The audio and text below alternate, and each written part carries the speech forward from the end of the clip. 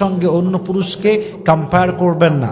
শেখেন, খাদিজা রাদিয়াল্লাহু তাআলা আনহার থেকে শেখেন। প্রথম যেদিন ওহী নাজিল হলো, আল্লাহর রাসূল তার দেহের মধ্যে কাঁপুনি তৈরি হয়ে গেল, কাঁপতে শুরু করেছেন, মনে হচ্ছে অজ্ঞান হয়ে যাবেন, সেন্সলেস হয়ে যাবেন। বাসায় দৌড় দিয়ে আসছে, ডাক দিয়ে বলছে, ইয়া খাদিজা, ইয়া খাদিজা, জাম্মিলুনি জাম্মিলুনি।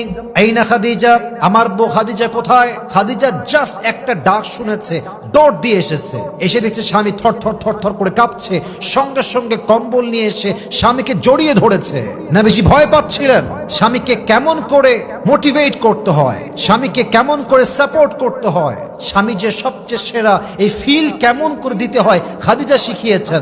সঙ্গে সঙ্গে বলছেন, ইয়া রাসূলুল্লাহ লা তাহজান, আপনি চিন্তা করবেন না, ক্ষতির চিন্তা কিসের? ওয়াল্লাহি লা ইউযিকাল্লাহু আবাদা, আল্লাহ আপনার কখনো চুল পরিমাণ কোনো ক্ষতি করবেন না, আপনি বিপদগ্রস্ত হবেন না। কেন হবেন না? You are the